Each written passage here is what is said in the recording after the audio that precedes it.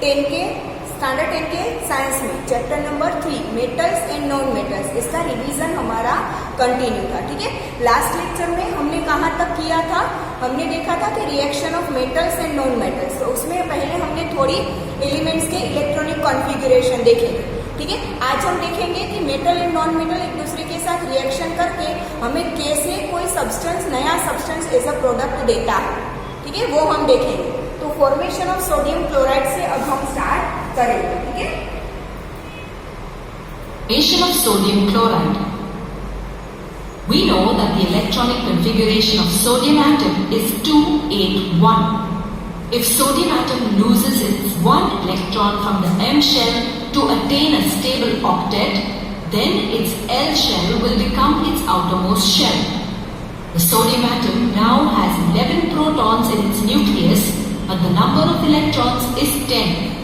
This leads to the formation of a positively charged sodium cation. On the other hand, chlorine atom has 7 electrons in its outermost shell. It requires one more electron to complete its octet. The electron lost by the sodium atom is accepted by the chlorine atom. Now the number of electrons in the chlorine atom is 18, but the number of protons is still 17. This leads to the formation of negatively charged chloride anion. Sodium ions and chloride ions are opposite in charge and therefore experience a strong attraction for each other, so they remain tightly held together, forming an ionic or electrovalent bond. This results in the formation of the compound sodium chloride. Sodium chloride consists of a large aggregate of an equal number of sodium ions and chloride ions arranged in a definite geometrical shape. Let us define an ionic bond or an electrovalent bond. A chemical bond formed by the transfer of electron or electrons from one atom to another atom, or formed by a give and take of electrons, is known as an ionic or electrovalent bond. The atom that loses electrons becomes positively charged, and the atom which gains electrons becomes negatively charged. These oppositely charged ions are attracted to each other by strong electrostatic forces, and an ionic bond is formed. From the above example, we can now say that ionic bonds are formed between metals and non-metals. Compounds formed by the transfer of electrons from a metal to a non-metal are known as ionic or electrovalent compounds. Formation of magnesium chloride. The electronic configuration of magnesium atom is 282. Magnesium loses its 2 electrons from the M shell to form a magnesium ion. Since a chlorine atom has 7 electrons in its outermost shell, it requires one more electron to complete its octet. In the formation of a magnesium chloride molecule, the 2 electrons lost by the magnesium atom are accepted by the 2 chlorine atoms. This leads to the formation of 2 chloride ions. Magnesium ions and chloride ions are held together by an ionic or electrovalent bond. This results in the formation of the compound magnesium chloride.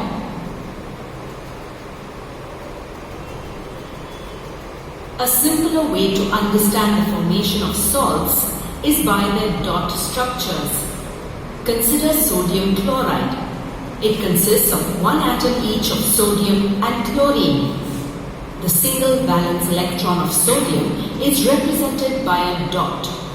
The 7 valence electrons of chlorine are represented by crosses. The single valence electron of sodium is accepted by chlorine to form sodium chloride. Similarly, in the case of magnesium chloride, the 2 valence electrons are represented by 2 dots. These 2 electrons are accepted by 2 chlorine atoms, and this results in the formation of magnesium chloride. Properties of ionic compounds.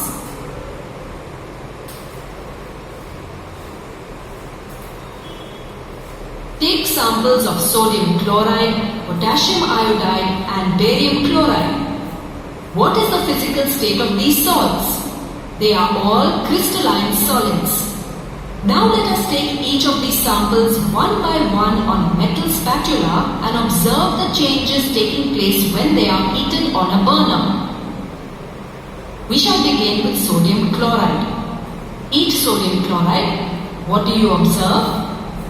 Sodium chloride does not melt easily. On heating strongly, it melts and gets converted to the liquid state. Potassium iodide and barium chloride also melt after prolonged heating.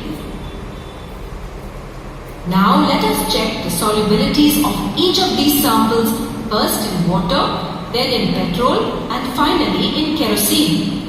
Sodium chloride, potassium iodide and barium chloride are all soluble in water. All the three salts are insoluble in petrol. Now let us see whether they are soluble in kerosene. All the three salts are insoluble even in kerosene. Now let us determine whether the solutions of these salts conduct electricity. Prepare an electrolytic cell by connecting the carbon rods or electrodes to the positive and negative terminal of the battery.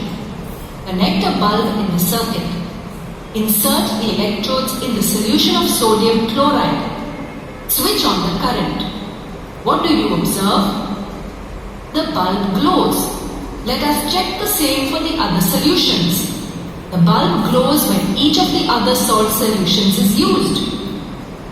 This shows that all these solutions can conduct electricity. General properties of ionic compounds. Ionic compounds exist in the solid state because the positively and negatively charged ions are held together by a strong force of attraction. This also makes them hard and brittle. Ionic compounds have high melting and boiling points. This is because a considerable amount of energy is required to break the strong forces of attraction between the oppositely charged ions. Ionic compounds are soluble in water and insoluble in organic solvents like petrol, kerosene and benzene. Solid ionic compounds do not conduct electricity because the ions in them are not free to conduct electricity. When these compounds are dissolved in water or when they are melted, the ions become free to move and can conduct electricity.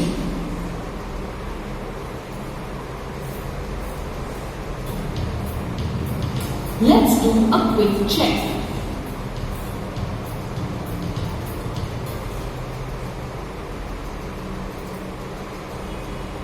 Occurrence of metals.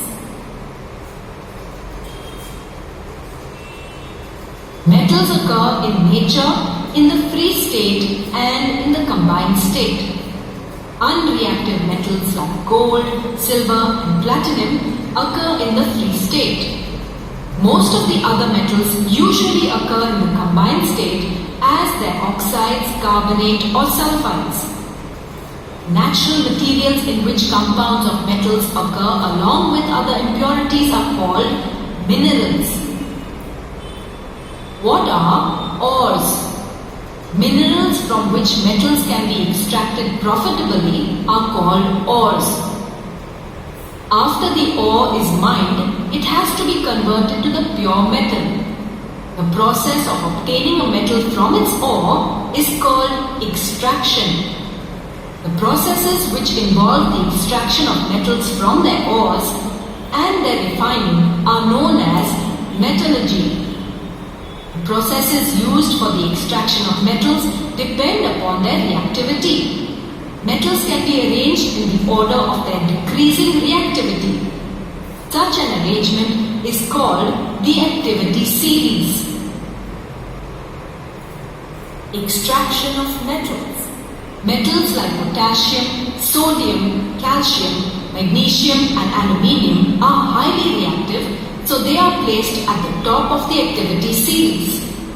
Zinc, iron and lead are metals of medium reactivity, and copper, mercury, silver and gold are the least reactive metals.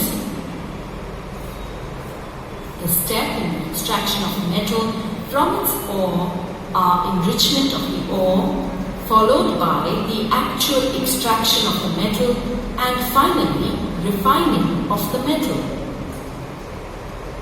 Enrichment of the ores. Along with metals, ores also contain certain impurities like sand, rocky material, earthy particles, etc. These impurities are called gangue. Gangue is mainly composed of silicon dioxide, also called as silica. Before extracting the metal from its ore, it is necessary to remove the impurities or gangue from the ore. By removing the gangue from the ore, we get an ore containing a higher percentage of the metal. This process is called concentration of the ore or enrichment of the ore. Methods of extracting metals on the basis of their position in the activity series. Extraction of metals low in activity series. Metals placed at the bottom of the activity series are the least reactive. For example, copper, mercury, silver and gold. These metals can be extracted from their oxide or sulfide ore by just heating them in air. Copper is found as copper sulfide in its ore, copper glance. When the copper sulfide ore is heated in air, part of the copper sulfide is oxidized to copper oxide. Sulfur dioxide is also formed in the reaction. When the supply of air for heating is stopped, the copper oxide formed earlier reacts with the copper sulfide to form copper metal and sulfur dioxide. Similarly, mercury is obtained from its ore, cinnabar. When the ore is heated in air, mercury sulfide is first converted to mercury oxide and sulfur dioxide. When this mercury oxide is further heated, it gets reduced to mercury. Extraction of metals with medium reactivity. Metals placed in the middle of the activity series, that is zinc, iron and lead, are moderately reactive. These metals are usually present in the form of their sulfides or carbonates. It is easier to obtain a metal from its metal oxide by reduction than from its metal sulfides or metal carbonates. Therefore, metal sulfides or metal carbonates are first converted to metal oxides by processes like roasting or calcination. Roasting and calcination. Roasting. In this method, the sulfide ore is heated strongly in the presence of excess of air to convert it into oxide. For example, zinc occurs in the form of zinc sulfide in its ore, zinc blende. Zinc sulfide, when heated strongly in the presence of air, can be converted to zinc oxide. Carbonate ores can be converted to metal oxides by a process known as calcination. In this method, the carbonate ore is heated strongly in the presence of limited supply of air. Zinc also occurs as zinc carbonate in its ore, calamine. Zinc carbonate, when heated strongly in the presence of limited supply of air, gets converted to zinc oxide. The metal oxide so obtained by calcination or roasting is reduced to zinc by reducing agents like carbon. Besides carbon, highly reactive metals like sodium, calcium and aluminium are used as reducing agents to extract metals of comparatively lower reactivity. For example, manganese metal is obtained from its oxide by using aluminium powder as a reducing agent. In this reaction, aluminium is oxidized to aluminium oxide and manganese dioxide is reduced to manganese. It is an exothermic reaction and the metal manganese produced is in the molten state. This is also a displacement reaction in which manganese is displaced by aluminium. The such type of reaction using aluminium as a reducing agent is the thermite reaction. Here, iron oxide is reduced by aluminium powder to produce the metal iron in the molten state. This property of reduction of aluminium is used in thermite welding for joining broken pieces of railway tracks. Extraction of metals of high reactivity. Metals placed on the top of the reactivity series are highly reactive. For example, potassium, sodium, calcium and aluminium. These metals occur in the form of their oxides or chlorides. These metals have a strong affinity for oxygen than for carbon. Therefore, they cannot be extracted by reducing their oxides with carbon. Hence, the process of electrolytic reduction is used to obtain the metal from the metal oxide or the metal chloride. The metals sodium, potassium and calcium are obtained by the electrolysis of their molten chlorides. In this process, the pure metal is obtained at the cathode and chlorine gas is obtained at the anode. For example, in the electrolysis of molten sodium chloride, sodium metal is obtained at the cathode and chlorine gas at the anode. In the electrolysis of magnesium chloride, magnesium metal is obtained at the cathode and chlorine gas is obtained at the anode. In the electrolysis of calcium chloride, calcium metal is obtained at the cathode and chlorine gas is obtained at the anode. Similarly, aluminium is also obtained by the process of electrolytic reduction of its oxide. Let us understand the extraction process of aluminium metal in detail. Extraction of aluminium.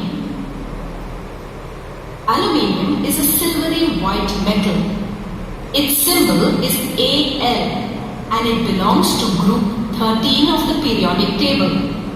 Its atomic number is 13 with electronic configuration 283.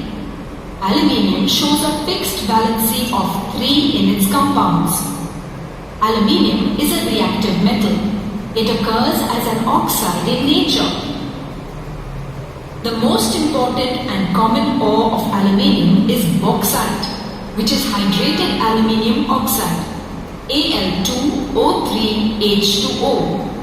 The ore contains about 30 to 70% of aluminium oxide.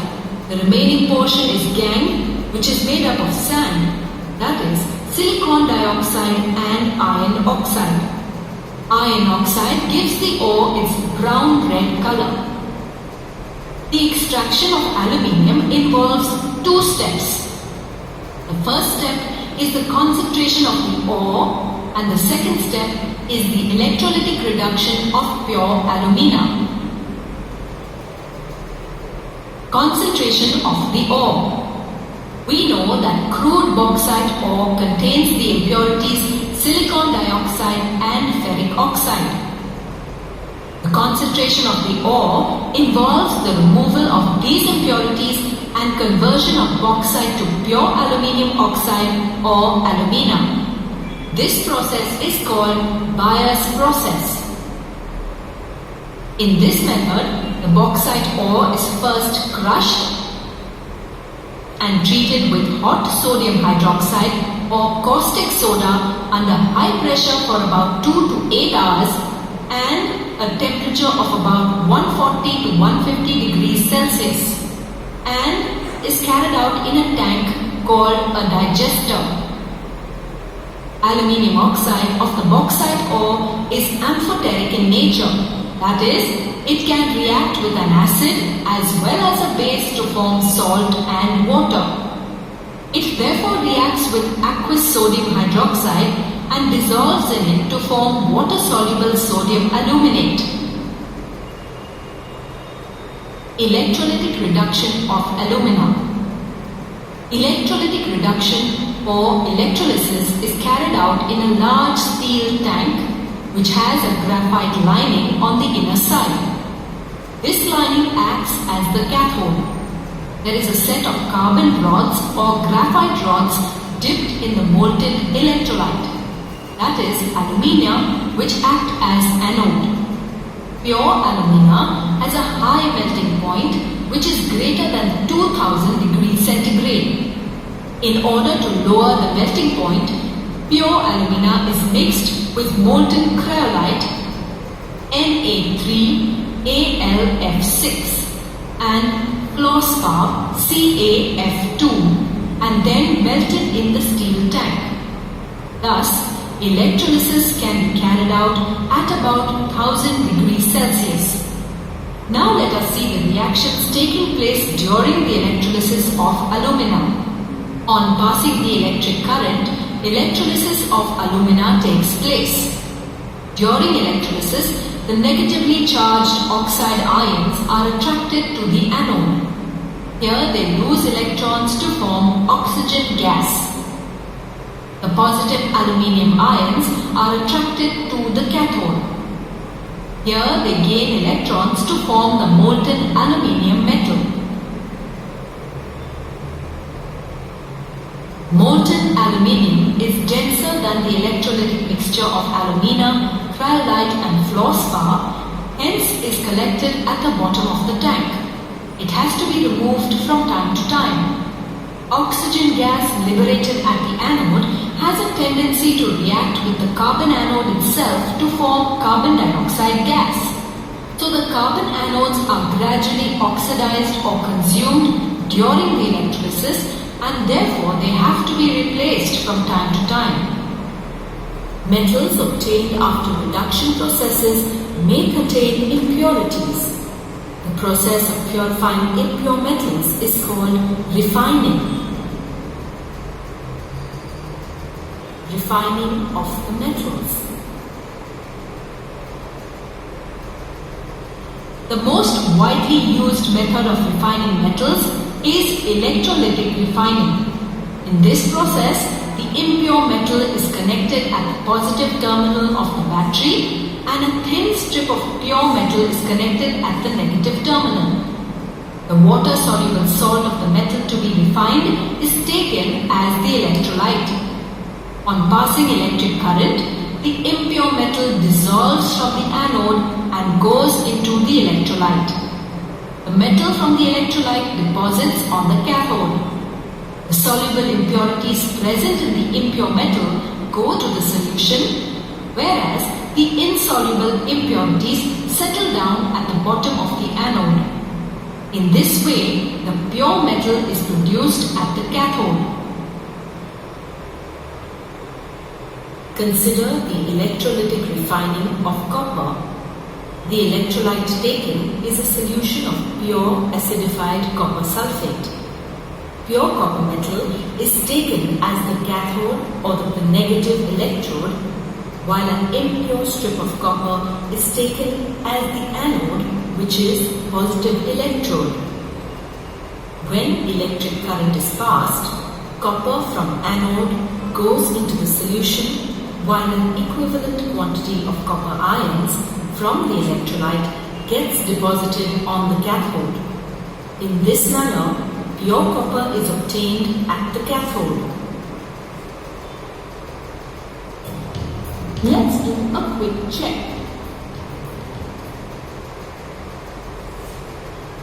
Okay students, तो यहाँ तक हमारा chapter number 3 का revision खत्म होता है. Next topic है corrosion, but वो हमारे सिलेबस में नहीं है. ठीक है, तो chapter number 3 metals and non metals का रिवीजन हमारा यहाँ खत्म होता है. नेक्स्ट लेक्चर से हम न्यू चैप्टर का रिवीजन स्टार्ट करेंगे.